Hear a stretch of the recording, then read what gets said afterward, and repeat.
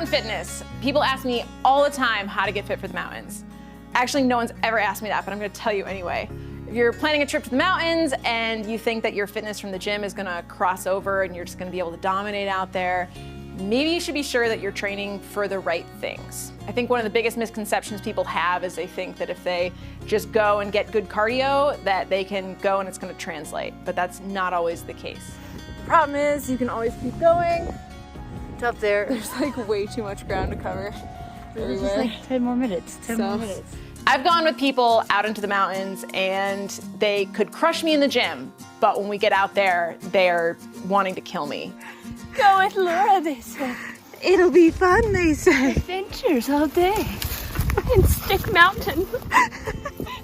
So the only person I've really ever been out there with who I know can crush me in the gym, but I wasn't sure about in the mountains, is my friend Margaux. So this is Margaux. Hi. Margaux Alvarez. She is one of my heroes. If you want to feel like you're not strong, then wear a tank top and stand next to Margaux. Margaux's been a fitness coach for 13 years. She was in the CrossFit Games competing for 7 years in a row. She was on NBC Titans with The Rock, and she's also a winemaker, which is really fun too. She's gonna show me and you, who's been asking so much, how to get fit for the mountains. My name is Laura Zara.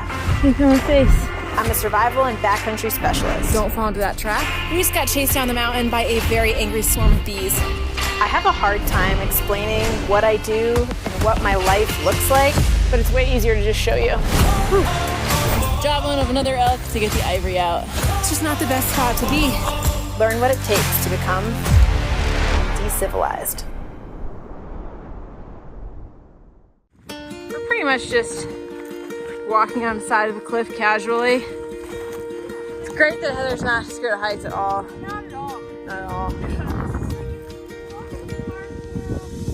You might not live in the mountains and get to go and train through practice, but we all get into ruts at the gym. And if you're going and you're doing the same routine every single time, maybe you go to the Stairmaster because you think, oh, it's like climbing the mountains.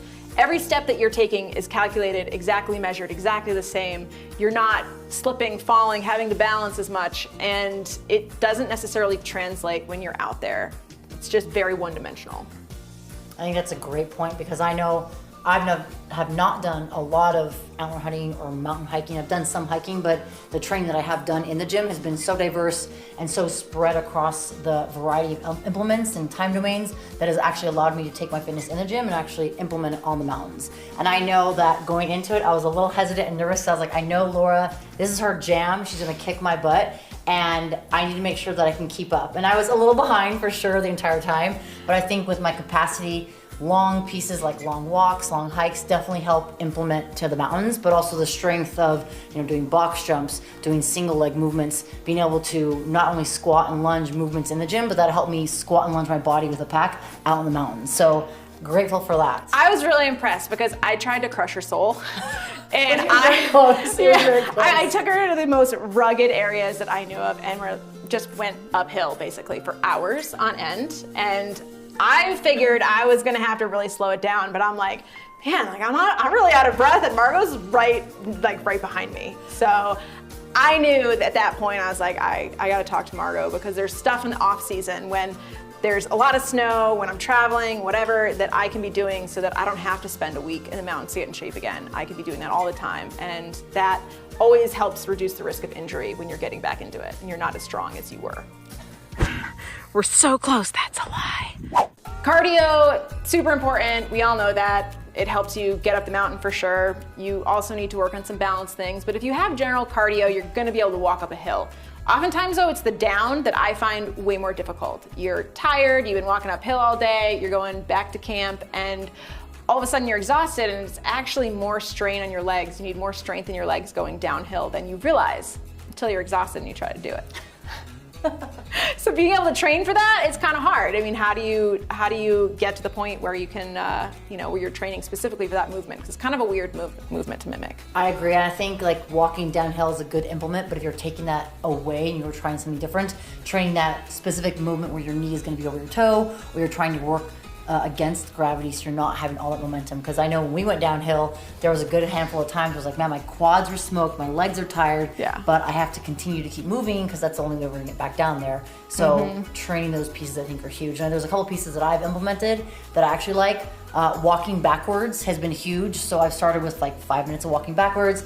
Note that wherever you walk, it's a clear path. Don't go on some snowy hill or some snowy road where you have lots of rocks. Make sure you have some sort of implement. And if you can't get outside, going backwards on the treadmill for 5 minutes is great. Using the handrails for support, but that backwards training is actually going to allow you to build the hip flexors and also a little bit of the hamstrings. When I do the backwards walking now, I'll add a sled, I'll add some weight, and my hips are definitely feeling it. I learned that from the Knees Over Toes program, and I've been so grateful I found that because that's helped me a lot in my training and maintain my squat. So that's one thing I think you can implement. Also knees over toes where you're doing a reverse step up, which we can demonstrate here in a second. But that's huge because it allows you to isolate that one movement, allows you that range of motion and strengthen the quad and also get comfortable with that downhill motion. Let's do it. I want to learn how to do this. Cool. So for one of the implements is a reverse step up, and you'll want to use like a box, a bench, or some sort of elevated platform from the floor. I'll start here, have my foot relatively close off, so I have like some range of motion for my toe, but I'll start with the one leg and I'll have my hands on my hips or by my side. I want to bend my knee, lowering, so my knee will actually go over my toe, my heel will slightly touch the floor, and then I'll stand up. And depending on skill level, you can start with 5 to 10 reps. So that balance component comes in by standing on one leg, but also that reverse motion of stepping up from the floor. So if I'm going downhill at an incline, this will almost pretty much give the exact same position as if I'm going down. So 5 to 10 reps on one leg, and then I'll switch, and you'll notice that one side will be stronger or more fatigued than the other. So I suggest starting with the leg that's maybe weaker or not as strong or not as balanced, so you train that movement. So 5 to 10 reps, and then I'll switch, and then I would say start with 5 to 10 sets on each leg. And you may not feel it right then, but afterwards you're like, oof, that fatigue kind of sets in. But I think it mimics that going that downhill motion. For sure. Is this one of the movements we can use a pack for? Yes, totally. So if you have a pack, and I think that simulates more of what you're actually gonna do outside. So doubt you're gonna be carrying dumbbells up the mountain, right? You never know, but kettlebell. Probably not. But I think like a heavy pack, or if you have to carry your dog, I think it's perfect because that's what's gonna be realistic out there versus just in the gym. I recently revamped my whole program for the off season when I'm not out as much, because right after the off season comes antler hunting season. So I want to make sure I'm as strong as I can be when I get out there. My friend Alyssa Cameron, who is a physical therapist, taught me some really cool things I never knew that I could do at home, like pushing a treadmill pushing. It's not actually pushing the treadmill, but it's basically just being on a treadmill and using it when it's off, which who knew you can do that without destroying the motor. So I'll do it, and it's way harder than it looks, but oh, it's on an incline right now, so it's easier. Instead of using the motor, you're using your legs. And you can do it just regular forward. You can stand on the sideboard and use one leg to push it. Obviously balance that out or you'll have a bulging one leg. And then the other thing you can do is go backwards, which is my favorite. I've learned from Margaux actually does really strengthen those same muscles that you're using when you're going downhill. So I just alternate. I'll do like a minute of each, and then I'll do it again, and it's great. I don't know, this one's flat, but it's just easier to walk on. Balance, something that's hugely important. You're not walking on completely even ground. You're moving all over the place, and you're oftentimes on places, whether they're the edge of a cliff, whether you're balancing across a log, if you're going across a stream, where balance is really important because it's sometimes the difference between life and death. It's just slightly death-defying. Our balance is really based on our vision, and a lot of these things, I think, if you can incorporate doing it with your eyes closed, it helps even more, because it's just something where, you know, how often do we balance? Ladder, shoot, ladder, shoot, ladder, shoot. There's a game I really love to play called Chutes and Ladders. Shoot, ladder, shoot, ladder. It's not really a game, but the game I play is going out there, and if I'm in rough terrain, I'm climbing over a bunch of logs and a old burn, something where there's trees all over the place. I use the logs as a way to get easier to point A to point B without having to constantly jump up and over them. Single leg movements are really important for balancing and training balance. There's a handful of movements that I can demonstrate and give. Because you have to be strong and be able to balance at the same time, Yes, which is 100%. important too. And I think we are all designed differently, but one side typically will be our favorite side, the other side may not. So being able to strength train and do balancing exercises on both legs are important. So if it's your left side that is maybe a little bit weaker than your right side, then you can even it out. So when you get up there on the mountains, you're able to, you know, make it all the way up and not have one side completely fatigued and the other side good to go. Because I do that. And I think like we all have a dominant leg that we want to go and like 100%. do the hard things with. And I notice that if I'm walking and I get to a step, there's always a leg that I'm favoring when I'm getting over something, and I feel really sore on one side. Yeah, exactly. And then that leg probably is getting stronger too, and the other is like continuing to get weaker, so it's this vicious cycle. Definitely, 100%. And I think some of the movements you can implement would be single leg deadlifts, split squats, elevated split squats. And if you're not there yet, you can always change the split squat up so you have both feet on the ground and you can train that movement. Single leg toe touches. If you don't have external load, your body is the perfect object to practice on, or again, a packed, having that on the back of you or front of you to mimic what will actually be out there on the field. So the first one I'm going to demonstrate will be a split squat, and this is an elevated split squat. So an object like a bench, a chair, a box, anything that's stable, you'll want to elevate that back leg. You want to create enough distance away from that chair, so as you go into that single leg split squat, you have enough range of motion for the ankle to move, but also where you can get your hip and leg down. Knee will be about to your toes or ankle. Go as low as you can, and you'll press up that front leg, standing nice and tall. So that's going to strengthen not only the ankle, but also the glutes, hamstring, quads, for especially going up on the mountain. So I'll do anywhere from like 6 to 8 reps on that one leg, and then I'll switch. But the intention is to build that single leg strength, and you can do 3 to 4 sets of this movement. That'll be great to balance out left or right. Whatever side's weaker, if your right side's weaker, start on the right side. Mm-hmm. If you don't feel comfortable elevating the leg, you can get into a nice big split squat stance. It's gonna still be a split lunge in a way. We're gonna go nice and low as far as you can. Your heel may come off the floor. You're gonna stretch the side, but it's gonna mimic like if you're close up on that mountain, like trying to stay on it. Then from there, you just push up, and then I would say do 5 reps on one leg, switch, same thing, going as low as you can, and then coming up, and then 5 reps on that leg, and then start with 5 rounds. If that feels good, awesome. If you want a little bit more, work your way up to 10 rounds. But just know that's a good amount of reps on each leg. So start 5 rounds. Smoke the next day. Exactly. So you wanna try them out? Yeah, let's do it. Awesome. All right. So back legs on top, enough range of motions where her ankle can move from her shin bone. So take a couple steps forward, a little hop. Perfect. And then she's gonna bend at the hips, push her butt back. Her knee will go forward. She'll go as low as she feels comfortable. What's this hand doing? What are my hands doing?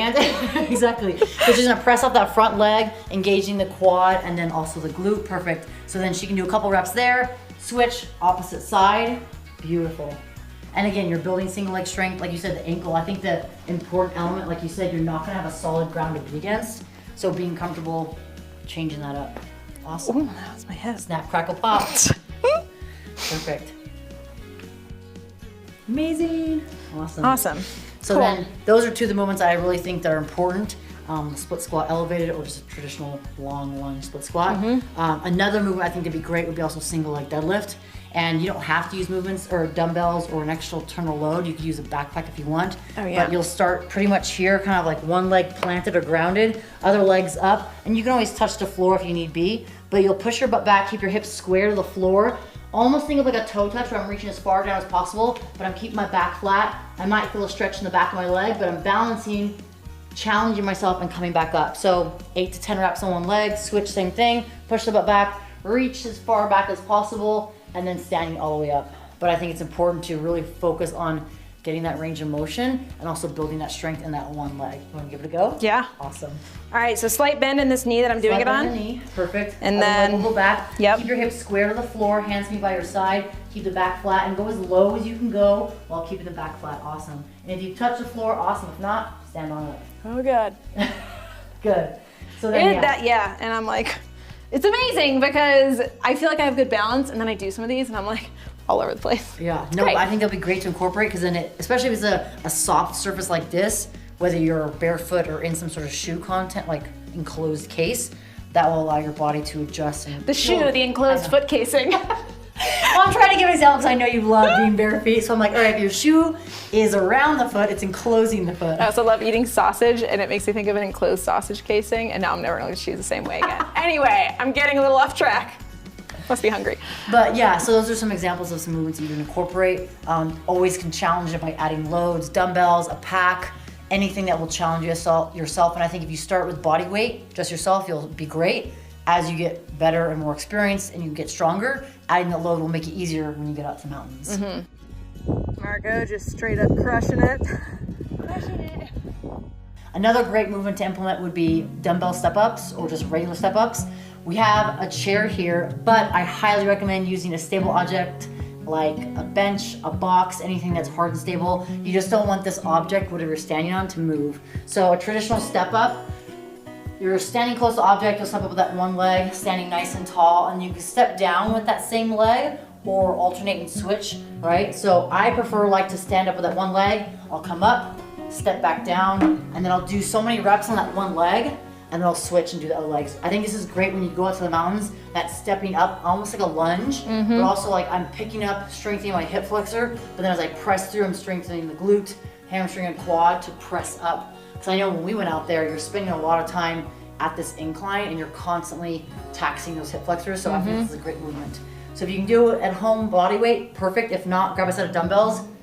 To add some load, same thing, step up.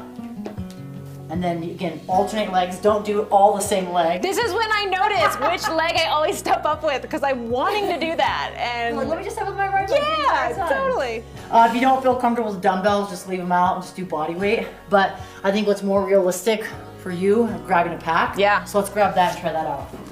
Perfectly dumbbell shaped and sized. I love it, it's amazing.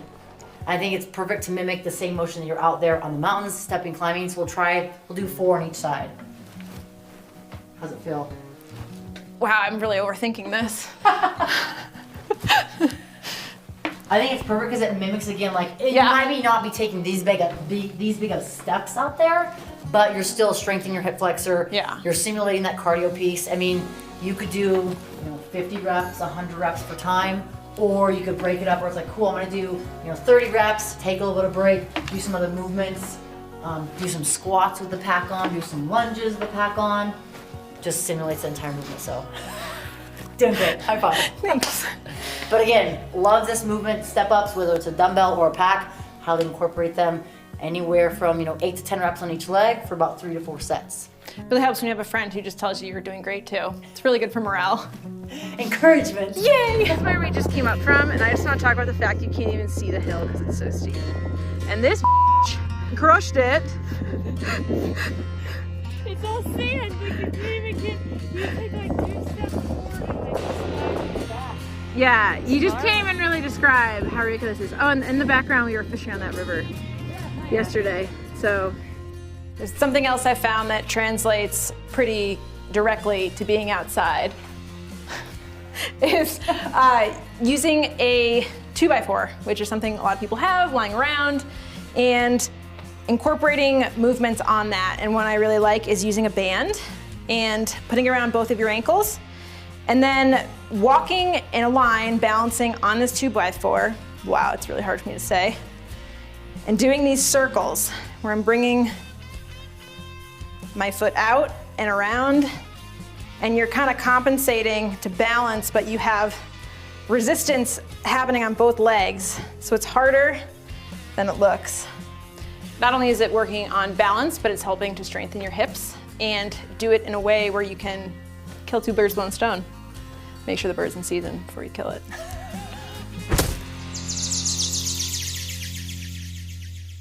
All the things that we've done so far have been training for balance in a pretty stable environment, but there's a lot of times out there where you're on a slope, you can't always trust the rock, you have rocks give way underneath you, you step on sand that's on top of a rock, you're on pine needles, you're in a million different situations where the ground that you thought was secure isn't, and all of a sudden you're tensing everything and compensating and trying to balance in that moment.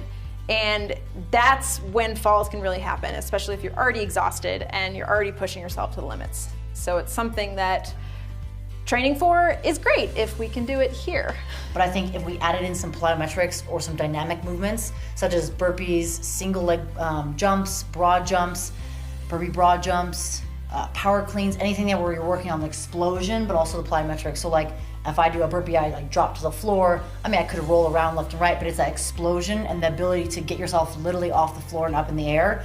And implementing the single leg movements where I do a single leg hop or hops over an object. So I'm working the plyometrics, I think that's great. So for example, if I do a burpee and I'm jumping down and coming up, and then I do a broad jump where I'm jumping up, I'm getting my heart rate up, but I'm also doing the extension, that plyometric, especially if I had power clean, I've had a bar or dumbbells, I'm working on coming up, opening my hips, jumping and catching. So I'm practicing that kind of sudden movement, but then stabilizing. And I think that's what you can take out to the mountains and practice.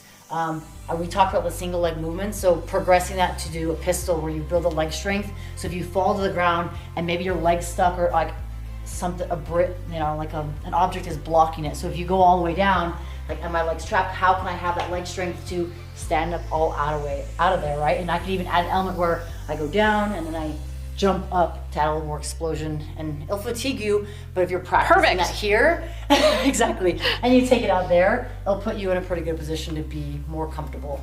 A modification for the pistol, so if this is a static object or something that I can pull myself up, I'm having that leg down that's stable, my other leg's out in front, I'll lower myself down, but I'm guiding myself with my hands on this bar, and then I'm pulling myself up. So as I get more comfortable, I take that one leg or one arm off, and then more strength, more flexibility, both legs on.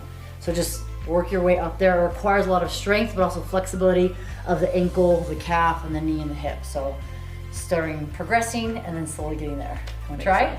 Sure. I'll try just the modified. Perfect, so leg out in front, good. Don't be afraid to bend the front leg too if you need, awesome. And then pull yourself up. And then as you feel more comfortable, less assistance with your arms. Oh, easy peasy. Oh, so easy. Yeah, I'm ready to go straight into it. Maybe not. Wall of green. I will always look for a game trail. It's gonna be way easier than climbing through that. Something else I'm encountering a lot out there is just getting myself into these weird situations in thick brush. So I try to follow game trails, right? But sometimes all of a sudden it just ends and I'm literally swimming through bushes. Sometimes I have to roll out of them. I'm going underneath, I'm stepping over all these crazy things where I'm in positions that I would never expect to be in, and like, here I am. And you know, you're exhausted and you probably have a pack on and there's all these other factors. I almost ran into a bear. So some really good examples of that would be getting to a place where it's an obstacle course, or I think of a gymnastics gym where you have those foam pits where, yes, it's foam and it's soft and squishy, but you're in an element where they move, you sink, but you can slowly climb out of it. So putting yourself in an environment where you are challenging yourself. I love an obstacle gym. There's a place in Vegas that I'll go to, and I've been there. Yeah, it's awesome. It is amazing. So much fun. But you have things where you have to use your body, you have to climb, you have to like pull yourself over. And I think training on walls, like whether it's a 4 foot, 6 foot, or 8 foot wall, having the ability to pull yourself up, but also roll yourself over. Yes, you're elevated on a wall versus maybe a tree or a shrub, but that's gonna mimic the motion. So if your body's comfortable or it's been in that position before, it at least gives you that kinesthetic awareness. So when you get out there in the bush, you're like, all right, I know how to handle this because I've been there before. So obstacle gyms, either some sort of gymnastic pit, or even going to like a Cirque du Soleil gym where they have stuff like ninjas where you're playing with your body movement, but also playing with different outside sources. I think those are the best like go-to places to kind of check out and put yourself in. If you can climb over a wall, you can climb over a bush. Yeah. I've always said that. It was like a cartoon where they just kept grabbing you and won't let you go. Don't fall. Another good exercise you can implement would be bear crawls. So either going forward and reverse. I think they're great because it implements, you know, being inverted when you're actually on the mountain. So you want to get on all hands and knees. You want to be kind of close to the floor so you can bend the knees more, so you're implementing that. If that's not doable, you can always lift the hips, but kind of going nice and slow, shifting the weight hips, going down, staying kind of close to the ground as you go along, and then you're reversing it. Reversing is weird, and it feels awkward, but it's going to mimic if you have to go down the hill. But I think putting your position in where there's kind of taxing the shoulders, but also taxing the hips is going to be great. You could go 30, 40 feet forward, and then 30, 40 feet back, rest a little bit, and then repeat for 2 to 3 rounds, even 4. I used to incorporate bear crawls as my warm-up. It's great for the shoulders, great for the hips and back, but it's also a great training piece that you actually can do as an exercise, you know, as a circuit training with all of the movements we've done. Highly recommend.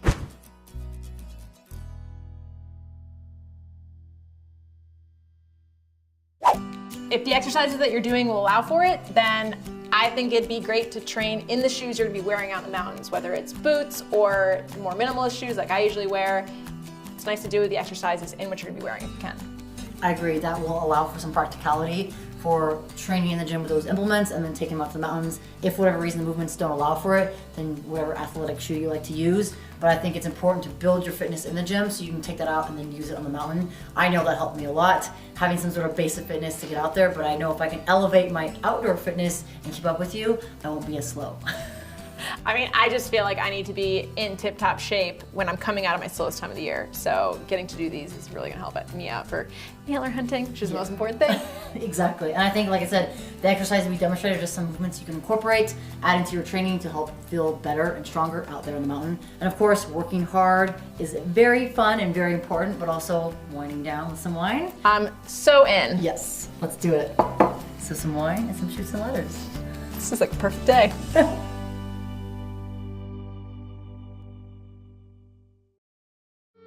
I might look like I'm just sitting, but I'm actually working on balance as well. Just don't fall. That'd be awesome. You can dodge a wrench, you can dodge a dodgeball. Exactly.